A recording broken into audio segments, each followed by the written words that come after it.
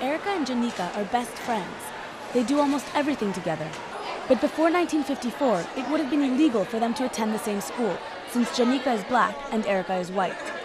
Today, at a racially diverse school like theirs, it's hard to imagine. I don't even know who I would be today without desegregation. I'd be a completely different person. I wouldn't be Janika. I wouldn't be me. I'd be someone different. In 1971, their school district was the first of more than 40 in the U.S. to start transporting children across town to racially integrate the schools. There was a lot of resistance, particularly after the Supreme Court decision in 1971, which was unanimous, that the school district could indeed desegregate its schools using busing. And that led to a lot of the violence, closing down of schools. After a hard fight, Charlotte was deemed a success, and busing continued for 3 decades. 10 years ago, a court decision ended busing here.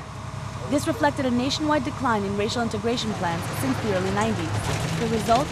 Schools in the U.S. are once again reaching levels of segregation not seen since the days of Martin Luther King. These changes are not lost on students at West Charlotte High School. People ask, what school do you go to? And you say West Charlotte, they're like, oh, that's that black school. Now we're back at step one.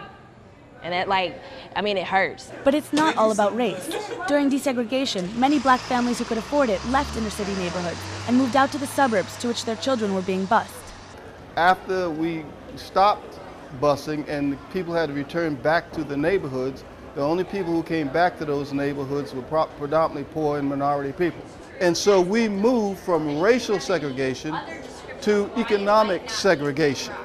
In a country whose first African-American president is taking office, the average African-American child goes to school where more than half of the students live in poverty.